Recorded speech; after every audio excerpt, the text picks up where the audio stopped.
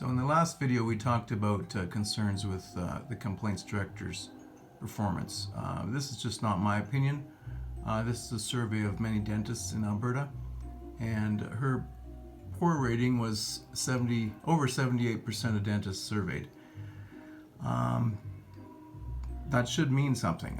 We, as the general membership, never get to rate concerns. Actually, victims who have their claims processed are not surveyed, and that if they are surveyed, there's no public viewing of her performance. This is not how it's done in bigger dental boards. For example, California has independent overview of what the dental board does. So definitely there's concerns. We talked about her different roles, and for example, her activity as part of the editorial board for the Alberta Dental Association College newsletter. She controls when things are published. So again, this goes back to the last case where this was not published until March 2020 about a hearing decision January 22nd, the year prior.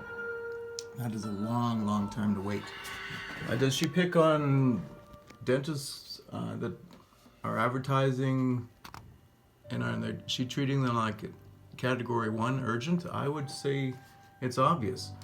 Here's an example of a dentist who's on council right now. He actually was beaten up for the name of his dental office. They didn't like the term Edmonton Center of Aesthetic and Implant Dentistry. So he had to change his office name, and there was no patient harm involved.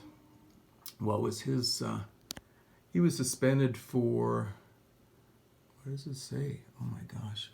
A 2-month suspension, plus $40,000 in costs, plus all the costs that he would have incurred changing the name of his office, all his websites. So these kind of costs aren't even seen for medical doctors who are killing people, who are raping their patients. If we go to a recent book that talks about these comparisons, you can find this book on blurb.com.